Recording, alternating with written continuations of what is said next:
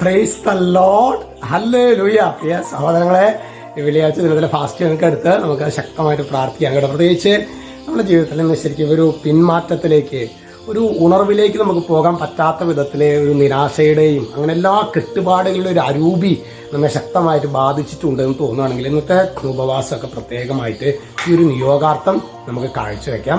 അതുപോലെ തന്നെ നമ്മുടെ താമസത്തിലെ ധ്യാനം ഇന്നലെ ആരംഭിച്ച് കുമ്പസാരത്തിൻ്റെ ദിവസമാണ് കേട്ടോ. നിങ്ങൾ ദുഃഖത്തിൻ്റെ ഒരു രഹസ്യം ചൊല്ലി പ്രത്യേകമായിട്ട് നമ്മളുടെ സെൻറ്ററിൽ കുമ്പസാരിക്കാനായിട്ട് ഒരുങ്ങുന്ന താമസ ധ്യാനം കൂടുന്നവർക്ക് വേണ്ടിയും അതുപോലെ ലോകത്തിൻ്റെ വിവിധങ്ങളായ കോണുകളിൽ താമസ ധ്യാനം കൂടുന്ന എല്ലാ മക്കൾക്ക് വേണ്ടിയിട്ടും നമ്മളൊന്ന് പ്രാർത്ഥിക്കണം.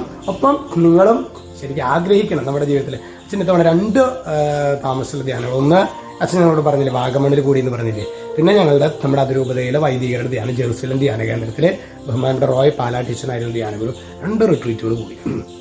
അത് തമ്പുരാന്റെ മുമ്പിൽ സ്വസ്ഥമായിട്ട് പറയുമ്പോൾ അച്ഛൻ ശുശ്രൂഷയായിട്ട് നടക്കുന്ന ആളല്ലേ, അതൊന്നും പറഞ്ഞിട്ട് കാര്യമില്ല സഹോദരങ്ങളെ. സ്വസ്ഥമായിട്ട് തമ്പുരാന്റെ സന്നിധിയിൽ ഇരുന്നാൽ മാത്രമാണ് നമ്മുടെ വഴികളെ കുറിച്ചൊരു ആത്മശോധന നടത്താനായിട്ട് നമുക്ക് പറ്റുള്ളൂ. അല്ലെങ്കിൽ നമ്മൾ ഫെഡപ്പ് ആവും, കുറേ കഴിഞ്ഞ് നടന്നെടുത്തു പോകും നമ്മൾ. അപ്പോൾ അതുകൊണ്ട് നിങ്ങൾ പ്രത്യേകമായിട്ട് ക്ഷണിക്കുകയാണ്. അടുത്ത മാസത്തെ റിട്രീറ്റിന് യേശുവിൻ്റെ നാമത്തിൽ 1 മാസം മുമ്പ് തന്നെ നിങ്ങളൊക്കെ VIP കാറ്റഗറിയിൽ പെട്ടതായതുകൊണ്ടാണ് 1 മാസം മുമ്പ് തന്നെ ക്ഷണിക്കണത് കേട്ടോ. ഹല്ലേലൂയ. മറന്നേക്കരുത് കേട്ടോ. 3 മണി മുതലാണ് കുമ്പസാരം. ഇന്ന് നാം ധ്യാനിക്കുന്നത് പുറപ്പാട് 20:24 വചനം വെളിപ്പെടുത്താണ്. എൻ്റെ നാമം അനുസ്മരിക്കാൻ ഞാൻ ഇടവരുത്തുന്നിടത്തെല്ലാം ഞാൻ നിങ്ങളുടെ അടുക്കിലേക്ക് വന്ന് നിങ്ങളെ അനുഗ്രഹിക്കും. കർത്താവിന്റെ നാമം അനുസ്മരിക്കാൻ കർത്താവ് തന്നെയാണ് ഇടവരുത്തുന്നത്. അതുകൊണ്ട് പ്രിയ സഹോദരങ്ങളെ, നമ്മൾ ശരിക്കും ഒരു ദൈവരാജ്യ ശുശ്രൂഷയിൽ, ഒരു ബലിയർപ്പണത്തിന്, ഒരു ജപമാല പ്രാർത്ഥനയിൽ നമ്മൾ പങ്കെടുക്കുമ്പോൾ അത് നമ്മൾ നിസ്സാരമായിട്ട് നമ്മൾ കാണരുത് സഹോദരങ്ങളെ. ദൈവമാണ് അതിന് ഇടവരുത്തുന്നത്. കർത്താവിനെ അറിയാനായിട്ട്, കർത്താവ് നമ്മുടെ അടുക്കിലേക്ക് വരാനായിട്ട് കർത്താവ് തന്നെയാണ് കുടുംബ പ്രാർത്ഥന എന്നൊരു സംവിധാനം. അതുപോലെ ഏറ്റവും മഹോന്നതമായ പരിശുദ്ധ കുർബാന, പരിശുദ്ധ കുമ്പസാരം. അപ്പോൾ ഇത് ശരിക്കും എൻ്റെ നാമം അനുസ്മരിക്കാൻ ഞാൻ ഇടവരുത്തുന്നിടത്തെല്ലാം. അപ്പൊ കർത്താവാണ് അതൊക്കെ അതിൻ്റെയൊക്കെ കർത്താവാണ്.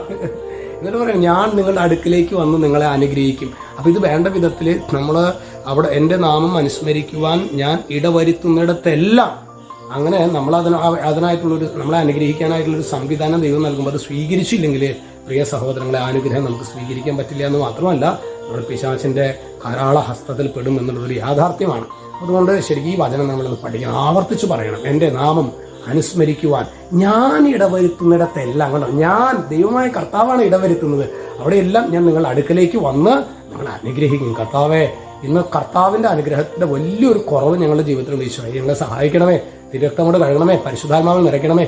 യേശു ക്രിസ്തുവിന്റെ നാമത്തിൽ ആശീർവദിക്കുന്നു, എപ്പോഴും എപ്പോഴും എന്നേക്കും. ആമേൻ.